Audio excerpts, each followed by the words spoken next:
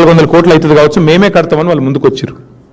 అంటే 94,000 కోట్ల ప్రాజెక్టులో మేడిగడ్డ బ్యారేజు 3,800 కోట్లు ఖర్చు అయితే అందులో ఆ 2 పిల్లర్లను ఒక బ్లాక్ మొత్తం చేయాలంటే మళ్ళీ తిరిగి నిర్మాణం చేయాలంటే 400 కోట్లు. అది మేమే కడతాం, 4 పైసలు కూడా తెలంగాణ ప్రజల మీద భారం పడదు అని ఎల్ఎన్టీ చెప్తే వాళ్ళను హుంకరించి బెదిరించి వాళ్ళ మీద వాళ్ళ CFOను జైల్లో పెడతా అని చెప్పి మొత్తానికి మెట్రో నుంచి పారిపోయేటట్టు చేసి ఆఖరికి ఈ మేడిగడ్డ బ్యారేజ్ విషయంలో కూడా కుట్రలు చేసింది ఈ రాష్ట్ర ముఖ్యమంత్రి రేవంత్ రెడ్డి. అందుకే ఆ సన్నాసికి నేను చెప్తున్నా, కాళేశ్వరం అంటే ఒక్క బ్యారేజ్ కాదు, ఒక 2 పిల్లర్లు కాదు. కాళేశ్వరం అంటే ఇందాక నేను చెప్పినట్టు 3 బ్యారేజీలు, 15 రిజర్వాయర్లు, 19 మరి పంప్ హౌజులు, 21 సబ్ స్టేషన్లు, 100 కిలోమీటర్లు, 1000 కిలోమీటర్ల గ్రావిటీ కెనాల్స్, ఇవన్నిటి సమాహారం కాళేశ్వరం. 94,000 కోట్లలో అయింది నష్టం 400 కోట్లకి. ఆ 400 కూడా ప్రజల మీద భారం పడకుండా ఆ సంస్థనే ముందుకు వచ్చింది. ఇది వాస్తవం అయితే 1,00,000 కోట్లు పోయిందని ఒక సన్నాసి, ఆ సన్నాసికి వంతపాడే ఇంకో సన్నాసి పార్టీ బీజేపీ.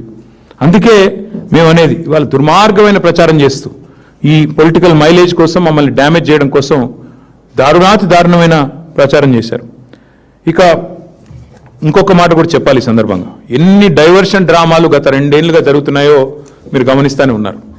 విద్యుత్ కమిషన్ అన్నారు, అది ఎక్కడ పోయింది ఎవరికి తెలియదు. ఇప్పటికి వాళ్ళకు కూడా అర్థమైపోయింది, ఆ కమిషన్లో పనిచేసిన జడ్జి గారికి, కమిషన్ ఇచ్చిన వాళ్ళకి అందరికీ అర్థమైంది అందులో ఏమీ లేదు తప్పని. దాన్ని ఎక్కడ పాడేశారో ఎవరికి తెలియదు. ఇవాళ ఈ ఘోష్ కమిషన్ రిపోర్ట్ సంగతి కూడా తేలిపోయింది. అట్లాగే ఇంకో 2-3 ఉన్నాయి కదా ప్రచారంలో, ఏదేదో ఇదవుతుంది అదవుతుందని, వాటి సంగతి కూడా తేలిపోతుంది. నిజం నిలకడ మీదనే తేలుతుంది, నిజం ఖచ్చితంగా నిలకడ మీద తేలుతుంది. ఇవాళ తెలంగాణ ప్రజలు అర్థం చేసుకోవాలని నేను కోరుతా ఉన్నా. అట్లాగే ఇవాళ కాళేశ్వరం అనే ప్రాజెక్టు అది మేడిగడ్డ కాదు, నిజానికి అది మేటిగడ్డ. అల్టిమేట్గా మళ్ళీ కాళేశ్వరమే ఇవాళ కల్పతరువుగా ముఖ్యమంత్రికి బుద్ధి తెచ్చే విధంగా మొన్న ఈ సంవత్సరం కరువు ఉందంటే మళ్ళీ ముఖ్యమంత్రి కూడా అక్కడికి పరిగెత్తుకుని పోయి ఆ 2 పిల్లర్లను రిపేర్ చేస్తానని చెప్పక తప్పని అనివార్యత కల్పించింది కాళేశ్వరం ప్రాజెక్టు. కాబట్టి మేము అనేదల్లా ఒకటే, కాళేశ్వరం కంపోనెంట్లను వాడుకుంటూనే ఇప్పటికే ఒక బ్యారేజీలు బంద్ అయినా మొత్తం మిగతా సిస్టమ్ అంతా ఇంటాక్ట్ ఉంది. దానిలోకెళ్ళి హైదరాబాద్కు మూసీ ప్రాజెక్టు మంచి నీళ్లు తెస్తా అని ఈయనే చెప్తాడు, 20 TMCల నీళ్లు.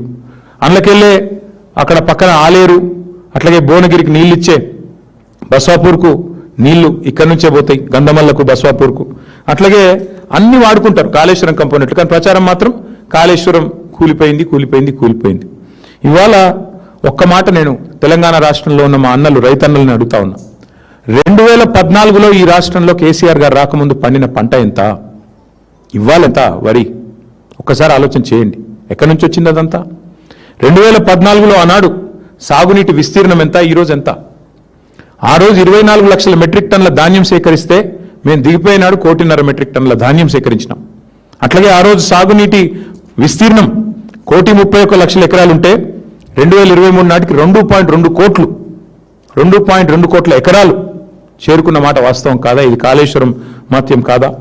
అట్లాగే ఇంకా విచిత్రమైన విషయం, ఏ ప్రభుత్వం అయితే ఈ బ్యారేజ్ ఎందుకు పనికిరాదని చెప్తుందో అదే ప్రభుత్వం మరి ఈరోజు తుమ్మిడేటి నుంచి సుందిళ్లకు నీళ్ళు ఎత్తిపోస్తామని చెప్పి వాళ్ళే చెప్తా ఉన్నారంటే దీన్ని బట్టి అర్థం చేసుకోవచ్చు ఎన్ని రకాల ప్రచారాలు, ఎన్ని రకాల చిల్లర మాటలు.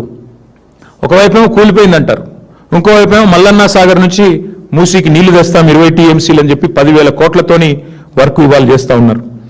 అందుకే గంధమల్ల విషయంలో కానీ, మల్లన్న సాగర్ నుంచి హైదరాబాద్ నీళ్లు తెచ్చే విషయంలో కానీ కాళేశ్వరం యొక్క గొప్పతనం ఈ పాటికే రేవంత్ రెడ్డికి అర్థం అయ్యే ఉంటుంది. మరి ఒక్కసారి దయచేసి ప్రజల్ని, రాష్ట్ర రైతాంగాన్ని కూడా నేను ఒక్కసారి ఆలోచించమని కోరుతా ఉన్నా. ఏం జరుగుతుంది మరి కాంగ్రెస్ వచ్చిన తర్వాత? సరే, మేం కట్టిన కాళేశ్వరంలో 100 కంపోనెంట్లలో ఒక కంపోనెంట్ అయిన బ్యారేజ్, ఆ బ్యారేజ్లో 85 పిల్లర్లు ఉంటే ఒక బ్యారేజ్లో 2 పిల్లర్లలో కొంత నష్టం జరిగి ఉండవచ్చు, కాదని నేను అంటలేను, జరిగి ఉండవచ్చు. మరి ఇవాళ కాంగ్రెస్ వచ్చినాక ఏం జరుగుతూ ఉంది?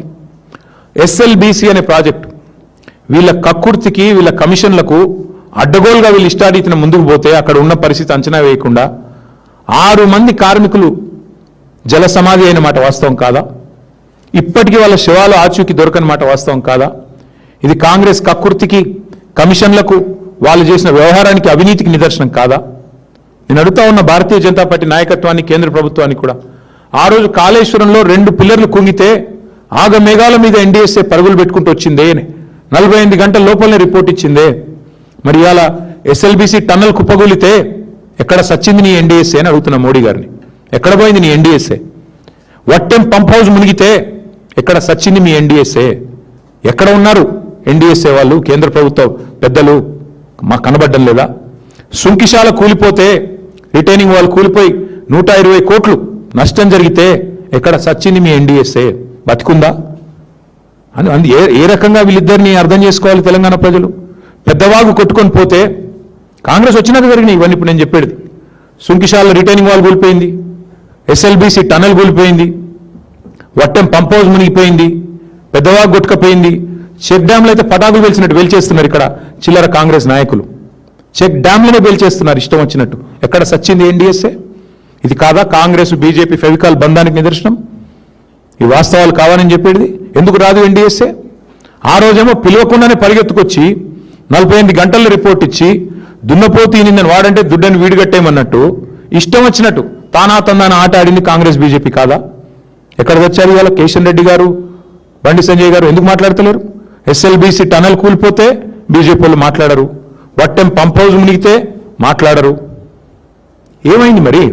చెక్ డ్యాములు పేలిపోతుంటే ఎక్కడో కాదు, బండి సంజయ్ పార్లమెంట్ పరిధిలోనే చెక్ డ్యాములు పటాకులు పేలినట్టు పేలిపోతుంటే కాంగ్రెస్ నాయకులు పేలుస్తుంటే ఏం చేస్తున్నాడు కేంద్ర హోంశాఖ సహాయ మంత్రి? కేసు పెట్టి 4 లోపల ఏరాదా? మరి ఏంది మీ ఇద్దరి మధ్యన ఇంత ఫెవికాల్ బంధం? ప్రజలు చూస్తలేరా? రైతులు గమనిస్తలేరా? అందుకే మేము అనేది దొందే. ఇప్పటికైనా కూడా నేను అడుగుతా ఉన్నా, కాళేశ్వరం మీద ఆగమేఘాల మీద ఉరికొచ్చిన ఎన్డీఎస్ఏ ఇప్పటికైనా నిజంగా బీజేపీకి చిత్తశుద్ధి ఉంటే ఇండిపెండెంట్ ఎంక్వైరీ చేయండి. ఇప్పుడు నేను చెప్పిన అన్ని సంఘటనల మీద ఇండిపెండెంట్గా అసలు మేడిగడ్డలో ఏం జరిగిందో ఒక రిటైర్డ్ జడ్జితో ఎంక్వైరీ చెప్పేయండి. మేము వద్దంటలేం కదా. ఎవరు పేల్చిండు దాన్ని తేలని, బయటికి రాని. కరెక్ట్గా ఎలక్షన్ నెల ముందు ఎట్లా పేలుతుందండి? బ్రహ్మాండమైన వరద ప్రవాహాన్ని తట్టుకొని నిటారుగా నిలబడ్డ మేడిగడ్డ మరి 2 పిల్లర్లు ఎట్లా కుంగుతాయి?